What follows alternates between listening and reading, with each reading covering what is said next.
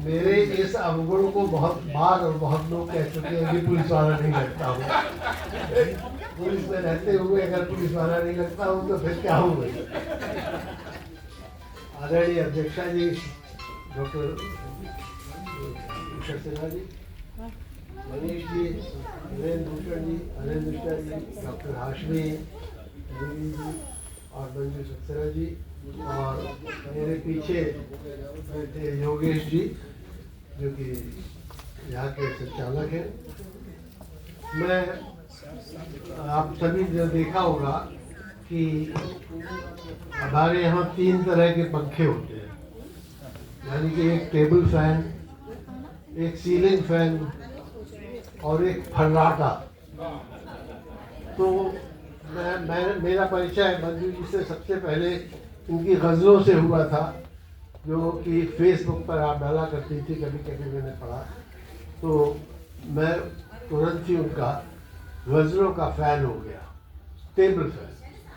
फिर मुझे बाद में पता चला कि आप कहानियाँ भी लिखती हैं, लघु कथाएँ भी लिखी हैं, और उनमें से 1-2 कभी पढ़ने को मिली, तो मैं सीलिंग फैन हो गया। और आज अभी हाल में जब ये उपन्यास मुझे उनका मिला है और उपन्यास को जब मैंने पढ़ा तो बिल्कुल सचमुच फर्राटा हो गया।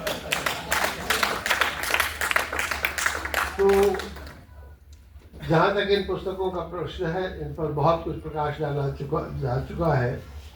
हमारे मुख्य वक्ताओं ने, डॉक्टर हाशमी ने, अनिल मिश्रा जी ने, सभी ने इनके विषय में बहुत कुछ बताया है।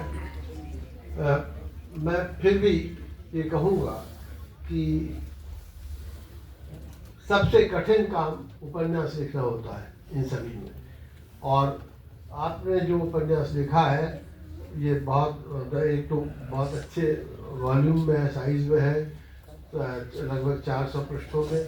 और इसके अलावा सबसे बड़ी बात यह है कि किसी उपन्यास की विशेषता ये है, मैं मानता हूँ, कि उसको नवयुवक बड़े ध्यान से पढ़ें और उनके मन में समा जाए, तो वो सबसे अच्छा उपन्यास मैं मानता हूँ। 20 साल की 18-20 साल की आयु में अगर किसी ने देवदास या गुनाहों का देवता पढ़ा और आज 20 साल बाद उसे उतना ही उसे याद है, और उसके 20 साल बाद अगर उपन्यास का उसका प्रभाव उसके मस्तिष्क में उपस्थित है, तो समझिए उपन्यास अच्छा है। आपने जो ये उपन्यास पढ़ा है, लिखा है, इसको हम लोग, हालांकि 20 साल वाले बहुत कम है, लेकिन जो भी पढ़ेंगे मुझे पूर्ण विश्वास है कि उनकी दिल की गहराइयों में वो बैठ जाएगा। आप कहानी बहुत ही संक्षेप में ये है कि आभा और सोमेश 2 की शादी होती है। सास जो है षड्यंत्र करके दोनों में फ़र्क करवा देती है, और फ़र्क होने के बाद दोनों में तलाक हो जाता है। फिर किसी तरह विभिन्न परिस्थितियाँ आते आते और अंत में फिर दोनों मिल जाते हैं।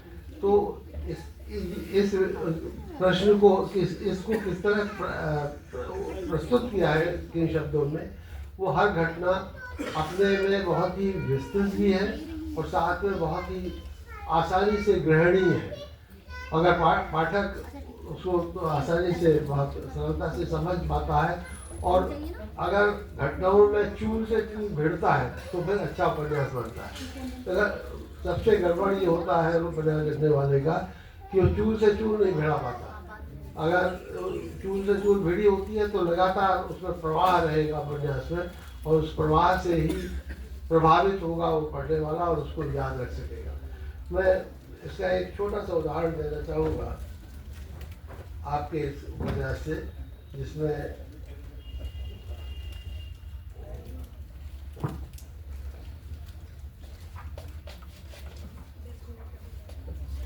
सोमेश और जब ये कई वर्ष बाद, तलाक के कई वर्ष बाद ये आपस में जब मिलते हैं तो मुलाकात कैसे होती है, ये बहुत ही रोचक ढंग से प्रस्तुत किया है आपने उसको। और ये ट्रेन में मतलब ये जा रही है आभा, उस वक्त आभा को उस आवाज़ से एक तेज झटका सा लगा, पर जब तक वो समझ पाती कि चाय वाला 1 कप चाय ऊपर वाले यात्री को थमाकर दूसरा कप भर रहा था, वो तो चाय वाला चाय देने आया है, उसने ऊपर वाले यात्री को कहा चाय के लिए, और उसने जो जवाब दिया कि मुझे दे दो, और नीचे वाले को भी नीचे आभा दी। आभा को उस आवाज से एक तेज झटका सा लगा, पर जब तक वो समझ पाती, चाय वाला एक कप चाय ऊपर वाले यात्री को थमाकर दूसरा कप भर रहा था। ये नीचे मैम साहब को दे दो, और एक बिस्कुट का पैकेट भी, ऊपर वाले ने कहा सोमेश ने। आश्चर्य में भर आभा उड़ा हुआ कंबल विद्युत गति से एक ओर समेट कर सीट के नीचे उतर आई। उसका संशय यही था, ऊपर सीट पर सोमेश आराम से बैठकर चाय पी रहा था। तो उसने प्रश्न किया आभा ने, तो सोमेश जवाब देता है, चाय पी लो, ठंडी हो जाएगी। आभा के हैरानी से फटते प्रश्न को बिना सिले उसने गंभीरता से कहा, और हाँ, बिस्कुट जरूर खा लेना, वरना खाली चाय से एसिडिटी हो जाएगी। तो ओह, तो तुम्हें अभी तक याद है कि खाली पेट चाय पीना मुझे डॉक्टर से मना किया हुआ था। ये भाव याद आया उसको, आभा को, पर प्रकट में उसने इतना ही कहा, पर तुमने कैसे जाना कि मैं नीचे वाली सीट पर हूँ? मैं तो, हाँ, तुम तो हमेशा ही की तरह मुंह तो कहते कहते रुक गया सोमेश। तो अचंभे की स्थिति में भी भीतर ही भीतर हंसी आ गई आभा को। उसे याद आया, सोमेश जब भी कहता तुम मुंह तोप कर कैसे सो लेती हो, तुम चिढ़ कर कहती तोप के क्या मतलब, ढक के कहो ना। तो बहुत ही जो अंतरंग वार्तालाप है बहुत पहले का, उस अंतरंग वार्तालाप को वहाँ पर पुनः प्रस्तुत किया गया है, लेकिन उससे भाव और उस वार्तालाप के प्रति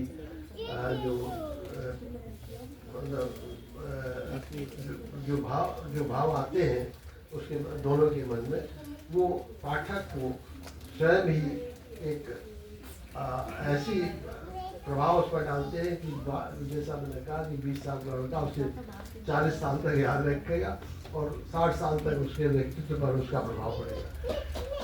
इस पुस्तक के अलावा बाकी दोनों पुस्तकें मैंने नहीं अभी देखी, लेकिन उन पर बहुत कुछ बोला जा चुका है। और मैं कहूँगा कि मैंने आज जो आपके शेर सुने लोगों के, उनसे कई गुणे अच्छे शेर मैं आपसे पढ़ चुका हूँ फेसबुक में।